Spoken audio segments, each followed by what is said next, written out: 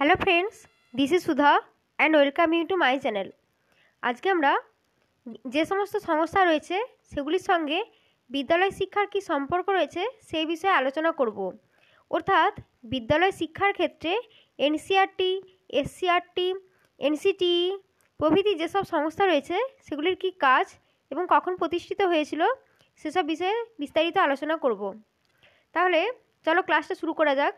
আর এই ভিডিওটি তোমাদের জন্য খুবই গুরুত্বপূর্ণ হতে চলেছে, সেজন্য ভিডিওটি একটু স্কিপ না করে শেষ পর্যন্ত দেখতে থাকো। আশা করি তোমাদের এই ভিডিওটা খুবই কাজে লাগবে। দেখো, আমাদের আজকে আলোচ্য বিষয় কি, বিদ্যালয় এবং সহায়ক সংস্থাগুলির সঙ্গে সম্পর্ক কি। বিদ্যালয়ের বিভিন্ন কাজে যেসব সংস্থাগুলি সহযোগিতার হাত প্রসারিত করে তাদেরকে বলা হয় বিদ্যালয়ের সহায়ক সংস্থা। এবং সংবিধান অনুযায়ী ভারতবর্ষের শিক্ষা যেহেতু একটি যৌথ ব্যবস্থা, তাই এখানে কেন্দ্র এবং রাজ্য সরকার উভয়েরই একটা নির্দিষ্ট ভূমিকা বর্তমান রয়েছে। এবং স্বাভাবিকভাবেই এই সমস্ত সহায়ক সংস্থাগুলির মধ্যে কোনোটি আছে কেন্দ্রের অধীনে, আবার কতগুলি রাজ্য সরকারের অধীনে। সেরকমই কেন্দ্রীয় সরকার বিদ্যালয় শিক্ষা সম্পর্কিত পরামর্শ প্রদানের জন্য এবং প্রশাসনিক সুবিধার জন্য যে সমস্ত সংস্থা স্থাপন করেছে সেগুলিকে বলা হয় কেন্দ্রীয় সরকারের সহায়ক সংস্থা।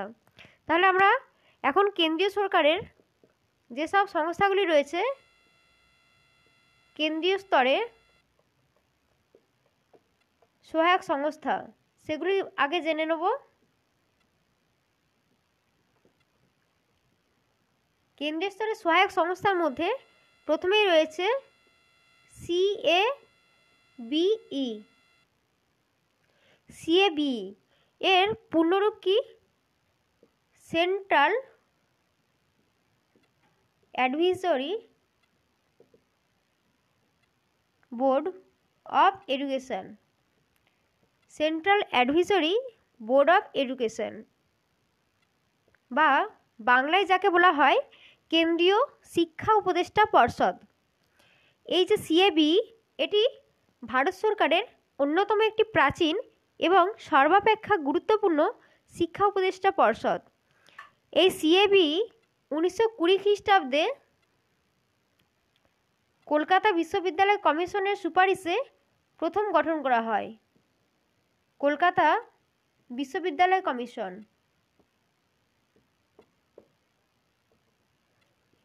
কলকাতা বিশ্ববিদ্যালয় কমিশন, যার সময়সীমা ছিল 1917 থেকে 1919। এই কলকাতা বিশ্ববিদ্যালয় কমিশনের সুপারিশে 1920 খ্রিস্টাব্দে সিএবি এটি স্থাপিত হয়। কিন্তু অর্থনৈতিক কারণে 1923 খ্রিস্টাব্দে এই সংস্থাটি বাতিল হয়। 1923 সালে বাতিল হয় এবং 1935 খ্রিস্টাব্দে এটি পুনঃস্থাপিত হয়। 1935 খ্রিস্টাব্দে পুনঃস্থাপিত হয়। এই সংস্থার চেয়ারম্যান হলেন কেন্দ্রীয় সরকারের মানব সম্পদ উন্নয়ন মন্ত্রকের মাননীয় কেন্দ্রমন্ত্রী এই সংস্থাটির চেয়ারম্যান। এবং এই সিএবির যে সমস্ত কাজগুলি রয়েছে তার মধ্যে প্রথমত হলো কেন্দ্র এবং রাজ্য সরকারের শিক্ষা সম্পর্কিত বিষয়ে পরামর্শ দান। অর্থাৎ এই সিএবি কেন্দ্রীয় এবং রাজ্য সরকারগুলিকে শিক্ষা সম্পর্কিত বিভিন্ন বিষয়ে পরামর্শ প্রদান করে। দ্বিতীয় যে কাজটি হলো কেন্দ্রীয় এবং রাজ্য সরকারের শিক্ষা সম্পর্কিত বিভিন্ন ধরনের তথ্য সংগ্রহ করা এবং প্রয়োজনীয় পরামর্শ সহ কেন্দ্রীয় এবং রাজ্য সরকারের নিকটে প্রেরণ করা। এবং তৃতীয় কাজটি হলো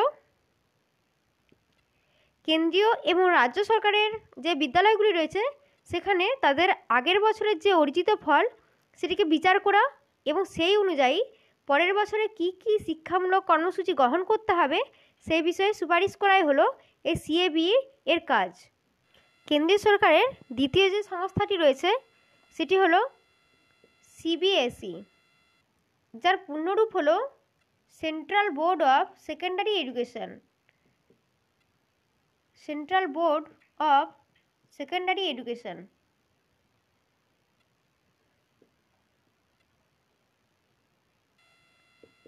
এটি 1929 খ্রিস্টাব্দে আজমিরে এটি একটি স্বশাসন সংস্থা হিসাবে স্থাপিত হয় 1929 খ্রিস্টাব্দে আজমিরে, এবং এটি একটি অটোনোমাস বডি, অর্থাৎ নিজেরাই নিজেদের সিদ্ধান্ত গ্রহণ করতে পারে, অর্থাৎ একটি স্বশাসিত সংস্থা। এটি আজমিরে স্থাপিত হয় এবং 1962 সালে ভারত সরকার এটিকে পুনর্গঠিত করে। এই সিবিএসই বোর্ডের যে সমস্ত কাজগুলি রয়েছে, এখানে দেখতে পাচ্ছ যে central board of Secondary education, অর্থাৎ মাধ্যমিক শিক্ষাকে গুরুত্ব দেওয়ার জন্যই এই সিবিএসই বোর্ডটি স্থাপিত হয়। এখানে এদের কাজ হলো মাধ্যমিক শিক্ষার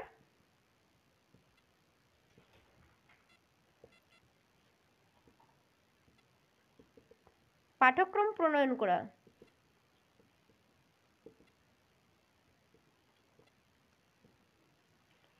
মাধ্যমিক বিদ্যালয়ের পরীক্ষা গ্রহণ, মাধ্যমিক বিদ্যালয়গুলির পরীক্ষা গ্রহণ এবং মাধ্যমিক এবং উচ্চ মাধ্যমিক যে বিদ্যালয়গুলি রয়েছে সেই সমস্ত বিদ্যালয়গুলিকে অনুমোদন দান এবং মাধ্যমিক ও উচ্চ মাধ্যমিক বিদ্যালয়গুলির পাঠ্যক্রম প্রণয়ন এবং সিলেবাস তৈরি করা এই সিবিএসই বোর্ডের কাজ। এবং এই প্রসঙ্গে এটা জেনে নাও যে 2024 সালে সিবিএসইর চেয়ারম্যান হলেন সিবিএসই চেয়ারপারসন রাহুল সিং মহাশয়। এবার তৃতীয় যে সংস্থাটি সেটি হলো এনসিইআরটি। এর ফুল ফর্ম কি? National council of educational research and training.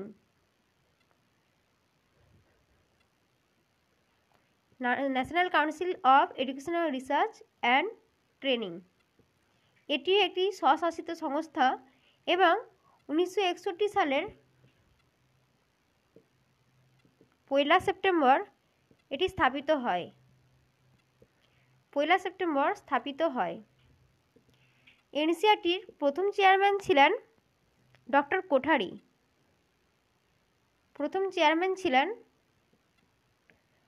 Kothari.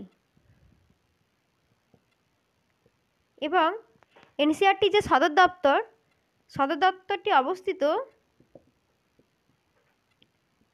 দিল্লির শ্রী অরবিন্দ মার্গে অবস্থিত। এটি দিল্লির শ্রী অরবিন্দ মার্গ এর অবস্থিত।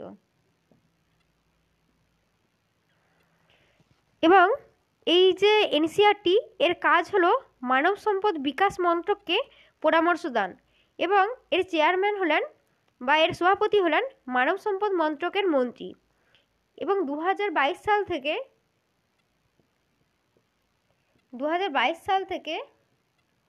ডক্টর দীনেশ প্রসাদ সাগলানি এই সংস্থাটির পরিচালক 2022 সাল থেকে। এবং এই এনসিইআরটি এর কাজ কি? বিদ্যালয় শিক্ষা সম্পর্কিত সার্ভে, অনুসন্ধান এবং গবেষণা। দ্বিতীয় কাজটি হলো বিদ্যালয় শিক্ষকদের প্রাকবৃত্তি এবং বৃত্তিকালীন শিক্ষক প্রশিক্ষণ সম্প্রসারণ কর্মসূচি গ্রহণ, এবং বিদ্যালয় শিক্ষা সংক্রান্ত যে সার্ভে বা গবেষণা সেক্ষেত্রে আর্থিক সহযোগিতা এবং বিভিন্ন ধরনের নীতি ও কর্মসূচি প্রণয়নে সাহায্য করা। পরবর্তী সংস্থাটি হলো এনসিটি, যার ফুল ফর্ম হলো ন্যাশনাল কাউন্সিল অফ টিচার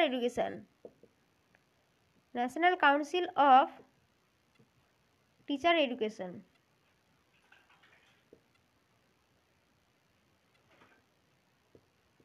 এটি 1995 সালের 17 আগস্ট স্থাপিত হয়। 1995 সালের 17 আগস্ট স্থাপিত হয়েছিল এই এনসিইআরটি, এবং বর্তমানে এর চেয়ারম্যান হলেন প্রফেসর যোগেশ সিং। দেশের যে 4টি অঞ্চল রয়েছে, eastern zone, western zone, southern zone এবং নর্দার্ন জোন, তার মধ্যে এই 4টি অঞ্চলে এই এনসিটি রিজিওনাল কমিটি আছে। 4টি রিজিওনাল কমিটির মধ্যে প্রধান কেন্দ্রটি দিল্লিতে অবস্থিত। এবং আমরা পশ্চিমবঙ্গের অধিবাসীরা ইস্টার্ন জোনে পড়ি এবং আমাদের যে প্রধান কেন্দ্র সেটি কিন্তু ভুবনেশ্বরে অবস্থিত। এনসিটির কার্যাবলী কী কী? প্রথমত, প্রাথমিক এবং মাধ্যমিক বিদ্যালয়ের শিক্ষক শিক্ষা কর্মসূচির মান নির্ণয় এবং তা বজায় রাখা। দ্বিতীয় হলো শিক্ষক শিক্ষা কর্মসূচির বিকাশ। তৃতীয় হলো শিক্ষক শিক্ষা প্রতিষ্ঠান স্থাপনের জন্য অনুমোদন দান। এবং চতুর্থ হলো শিক্ষক শিক্ষা কর্মসূচির অগ্রাধিকার দান, নীতি প্রণয়ন, পরিকল্পনা এবং কর্মসূচি গ্রহণের ক্ষেত্রে কেন্দ্রীয় সরকার, রাজ্য সরকার, ইউজিসি এবং অন্যান্য সংস্থাগুলিকে পরামর্শ দান করাই হলো এই এনসিটির কার্যাবলী। পরবর্তী সংস্থাটি হলো কেভিএস, যার পূর্ণরূপ হলো কেন্দ্রীয় বিদ্যালয় সংগঠন। কেন্দ্রীয় বিদ্যালয় সংগঠন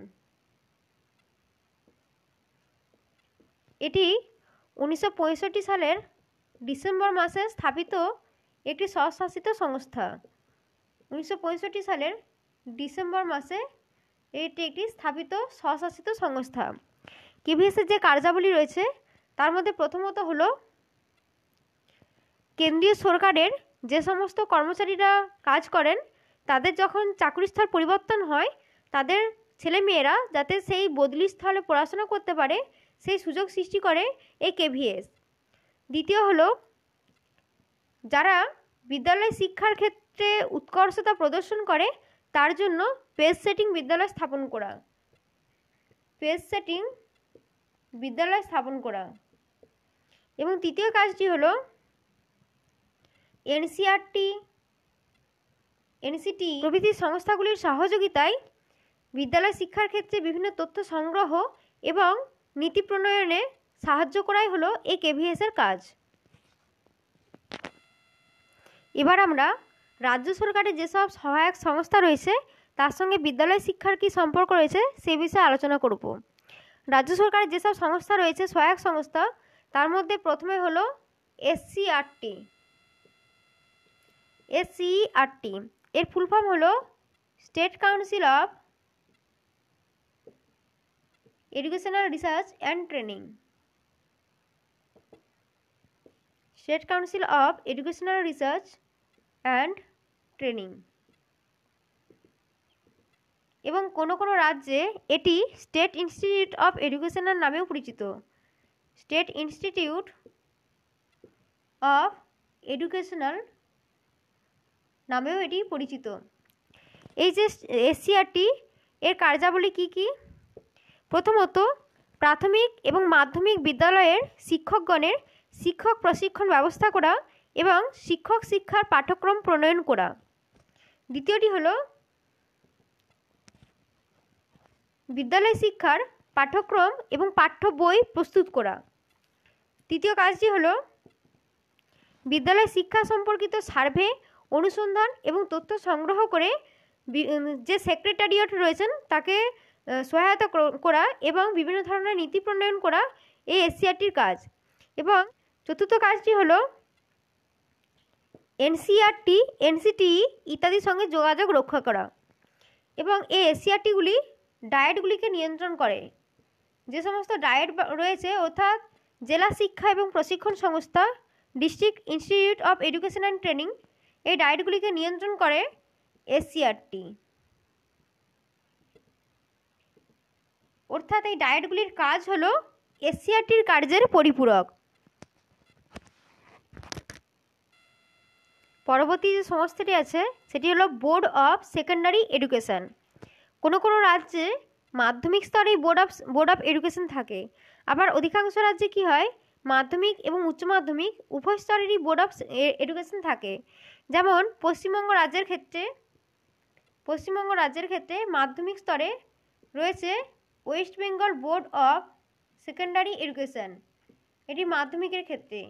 এবং এইচএসের ক্ষেত্রে রয়েছে West Bengal Council of Higher Secondary Education, এটা এইচএসের ক্ষেত্রে।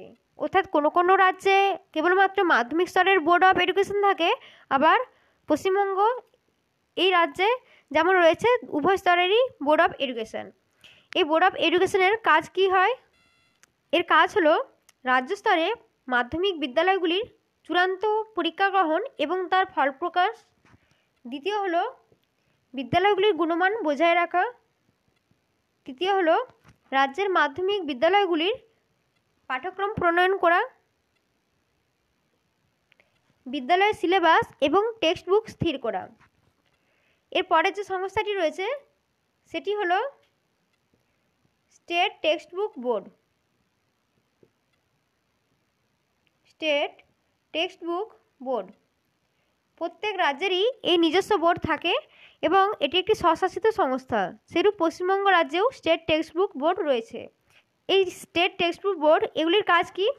প্রথমত হলো রাজ্যের প্রাথমিক, মাধ্যমিক এবং উচ্চ মাধ্যমিক বিদ্যালয়গুলির জন্য পাঠ্য বই স্থির করা।